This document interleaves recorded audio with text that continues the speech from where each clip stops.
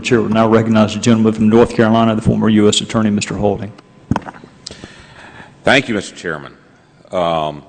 Professor Turley, throughout your testimony, you've alluded several times that there are instances that you believe that the President has stepped over the line.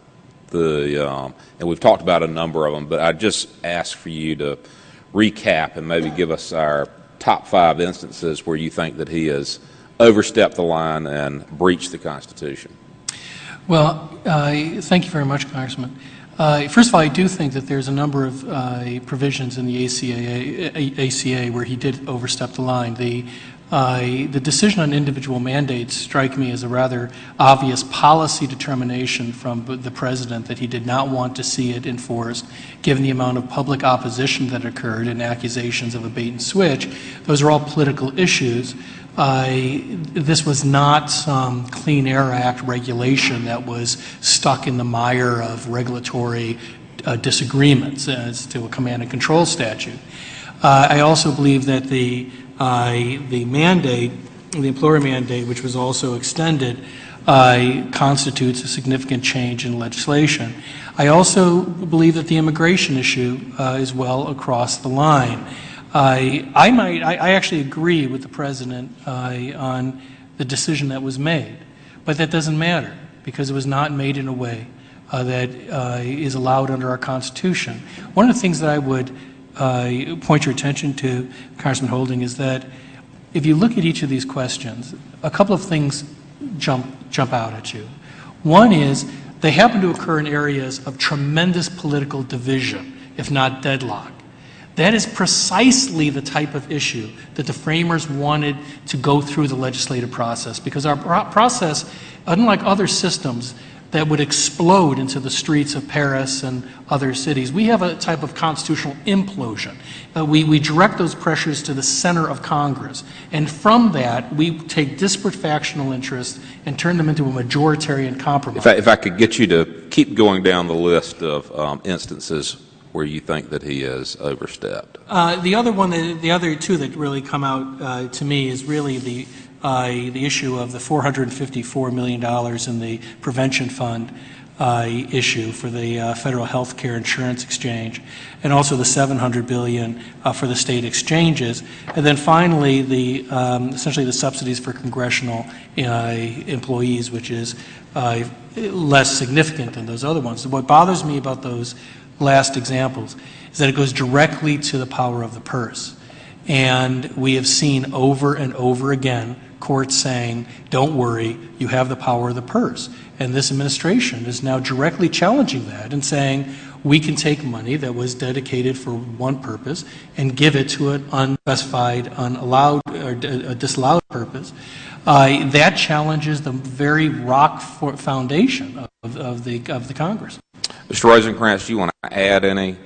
Thank the gentleman from North Carolina. The chair will now recognize the gentleman from Georgia, Mr. Collins.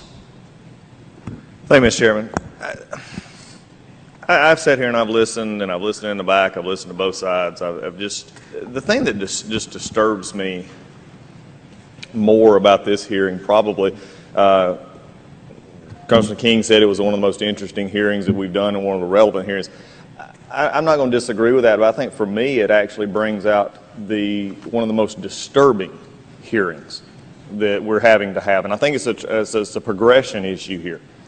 And I'm not going to be Republican or Democrat. It's happened more in the last 15 to 20 years. I think this is a progression of executives that both Republican and Democrat have used, really in some ways push that boundary, stretch that boundary, and I think in the case of this, of the President now, has outright stepped over those boundaries. And we can have legal discussions up here all the time. The problem is from where I come from up in Northeast Georgia is people they don't get it. They look at a government, they look at an executive, they look at what's going on right now, and they just basically say, this is not the way it's supposed to work.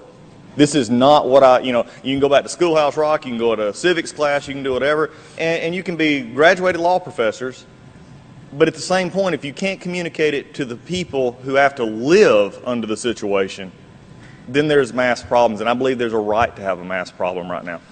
We've talked about the power of the purse. I've talked all session and ever since I got up here about, I believe truly, that this institution has got to matter again.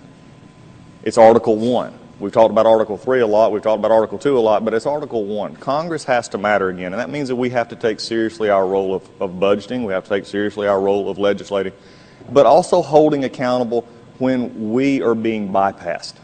And that's a concern. And we've talked about using the power of the purse. I think that's been an issue that's been well trodden today. We've talked about elections, and I think that's an issue that has been discussed. But the other issue for me that is bothersome, and you try to explain, is what can you do? I'm often asked this. You got to go up there and you just impeach him. Or you go up there and you just impeach the president. Or you go up there and you just cut funds off. You shut everything down. And it just becomes a blur. And now we have Ms. Lazarus, and I respect your right to a differing opinion than mine on most things here, to say that I believe he has stepped over and you believe he hasn't. That's where we differ. And Mr. Turley, we'll agree on some things and probably agree on others. But you made a statement that said, agree or not, it was not in the bounds of the Constitution.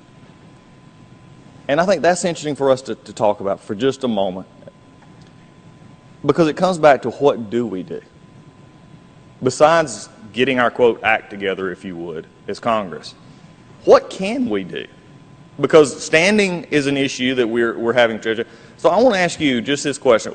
Where do we go to begin that process of reclaiming our Article 1, our constitutional role, so that it is a three-legged stool and not right now a 1.5?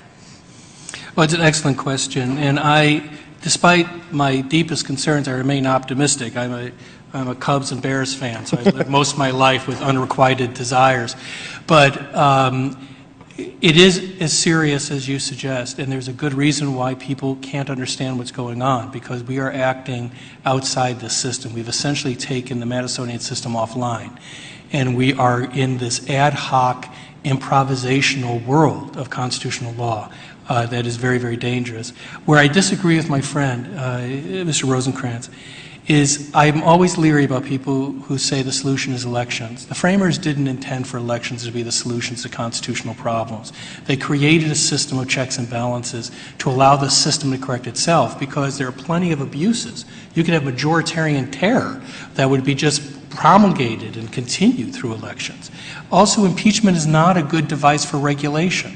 It's a very difficult thing. I testified at the Clinton impeachment hearings. It's a very difficult standard, and it's certainly not there as a substitute.